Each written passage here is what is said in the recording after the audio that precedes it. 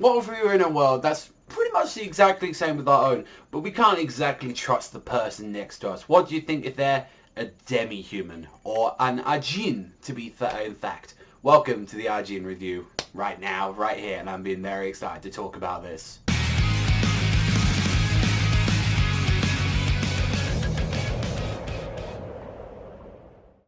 So personally, one of the more bigger animes that I was really excited for to come out this season is Ajin, Demi-Human, and I got to say, I think it definitely did deliver on that first episode. Now, I'm going to have to talk about the kind of the controversy that's pretty much the CGI.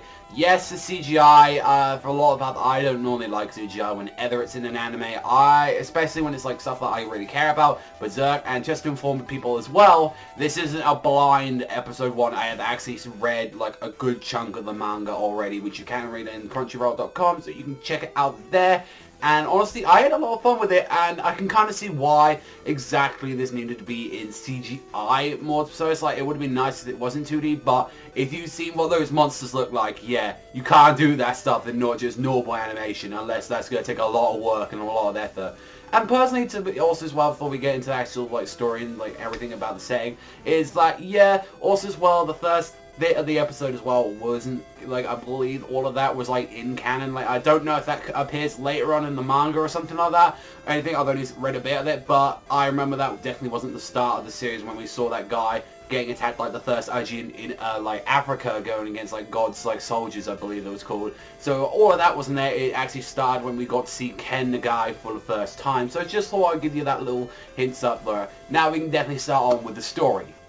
So our main character, Ken the guy, seemingly just like, oh, I'm just trying to do good at school. I'm trying to, you know, get around, you know, trying to get good grades and everything.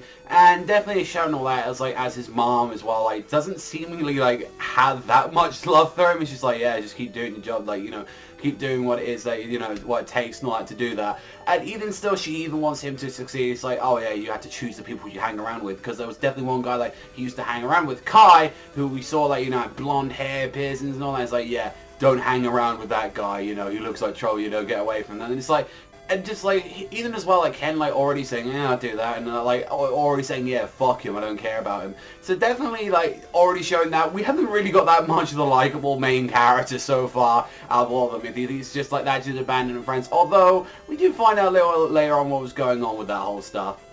Basically, he learns about, like, what Ajins are. He doesn't really care, because he's like, oh, this isn't important to what I'm trying to learn. His sister as well, which is sick as well, like, doesn't even like him. He doesn't really seem like he has anyone that truly cares for him in his life. And when he's just pondering and thinking about stuff, he actually walks into a red light and actually gets hit by a truck.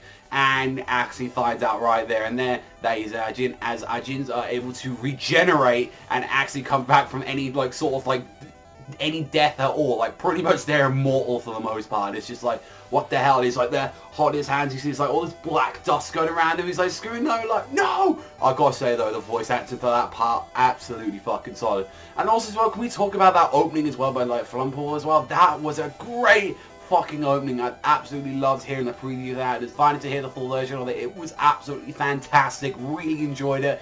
Cannot wait to see more of that. I definitely am looking forward to hearing about the ending as well, which, you know, that was a pretty goddamn good ending. I will say it does spoil little bits that happened in the manga as well, so yeah, a little bit iffy on that. But honestly, how the episode went is like he pretty much ran away from the cops and all that, and the only person he could actually call is Kai, and even he had doubts about that because there's one guy that tried, he thought he was his friend. He's like, what if they handed him over for fucking money? He's like, yeah, come in. He's like, no, get away from me. And from what we seemingly know of his ability so far, he seems to have like some sort of like hypersonic scream or somewhat. So yeah, everyone just around him, like the cops have been called, like no one trusts him, and the only one that actually came to his rescue at all was Kai. And even when the police were after him, he just kicked him and he like made a quick getaway, which was the ending of the episode. Now you're probably wondering what all that whole like big black demon thing that you've been seeing in the opening and been seeing in the vigils. Oh, you'll find out what that is soon enough. But overall, I think it was definitely a decent episode. They did adapt one chapter of the manga as well, which I believe it was like 50 pages as well for like the first chapter. And not to mention, they did their own material as well. And to even say this is a bi-monthly series, so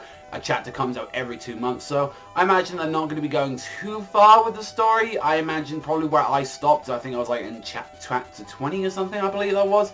I imagine maybe they might go a little bit further than that, but I am kind of curious to see, since there isn't that much of the manga out at the moment, so I am kind of curious where exactly they're going to be doing. They're going to be doing their own route or something, because there should be about 35 chapters out of the manga currently, I believe, so kind of curious what exactly they're going to be doing with like the pacing and all that, so I am a little bit concerned about that, but it is only going to be 12 episodes, and it did have 3 movies as well, so we're going to have to honestly wait and see. But honestly, the CGI, it wasn't that bad. Like, it wasn't that bad. I wasn't like, oh, get away from me. Like, I didn't think it was that horrible at all, but overall, I enjoyed it. It was a little bit more like a methodical paced episode than I thought it was going to be. Like, I thought they were going to go straight into that stuff, but I didn't expect like the whole little bit they actually added into it, which was a nice little interesting twist to it. But yeah, honestly, I thought it was a good first episode. Definitely bringing up suspense. Definitely going in with the action and thinking like, man, what is like, what is with these demi-humans? What are they?